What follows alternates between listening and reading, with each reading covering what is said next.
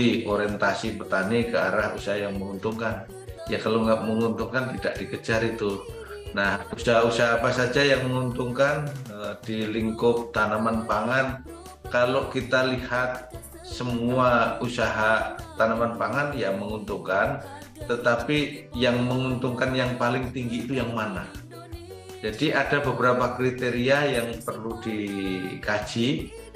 Menguntungkan karena biayanya yang efisien dengan hasil yang sama, berarti tetap ada margin, atau menguntungkan karena hasil yang lebih tinggi dan harganya bagus, biayanya yang sama, atau kombinasi kedua-duanya, biayanya lebih bisa dihemat, ditekan, hasilnya lebih bagus, harganya lebih bagus pula.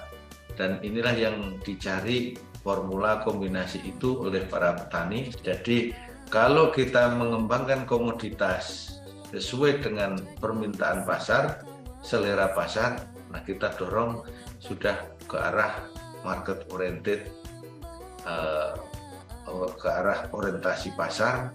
Ini yang menguntungkan. Nah, peluang pasarnya di mana? Baik di sekitar, pasar di dalam negeri yang lebih luas, maupun pasar ke luar negeri atau ekspor. Upaya-upaya meningkatkan supaya lebih tinggi yaitu produktivitasnya. Teknologi yang bisa mendorong menggeser kurva fungsi produksi atau produktivitas naik adalah dengan teknologi benih, gunakan benih unggul bersertifikat. Jangan benihnya itu-itu saja, karena pergantian varietas misalnya padi bisa meningkatkan produktivitas. Yang kedua, teknologi pemupukan. Pupuk jangan boros-boros, gunakan setepat efisien mungkin, kombinasikan bahwa pupuk organik, pupuk hayati itu dan termasuk biosaka itu yang utama, biosaka. Kemudian yang kimia sintetis itu sebagai penunjang atau pendukungnya, supaya tepat sasaran. Pengendalian hama penyakit pun prioritaskan pengendalian yang sifatnya nabati, hayati, alami, mekanis. Pilihan terakhir adalah kimia sintetis.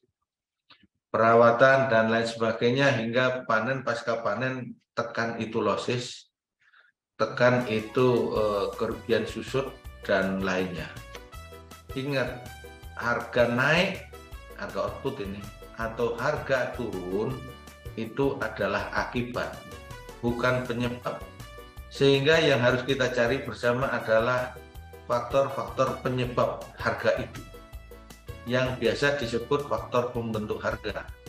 Faktor pembentuk harga inilah menjadi kita solusi, dan rata-rata sekitar 70% itu ada di kita semua, faktor pembentuk harga.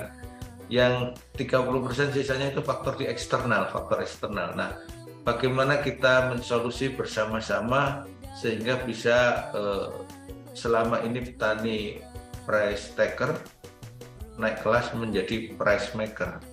Ini nggak mudah, memang harus kita cermati bareng-bareng, tapi kalau sudah ketemu clue-nya akan menarik. Caranya gimana? Petani jangan bekerja sendiri-sendiri, berusaha tani bisnisnya, tapi berkelompok. Berkelompok tani belum cukup, naik kelas gapotan. Gapotan belum cukup kuat, supaya kuat di dalam pasar harus korporasi. Korporasi pun wadah, isinya juga harus diperkuat.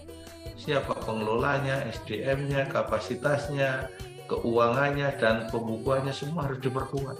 Nah, inilah supaya upgrade lebih tinggi lagi, supaya mencari bisa berskala ekonomi dengan kelembagaan yang kuat, menangani aspek hulu, hilir, dan sebagainya.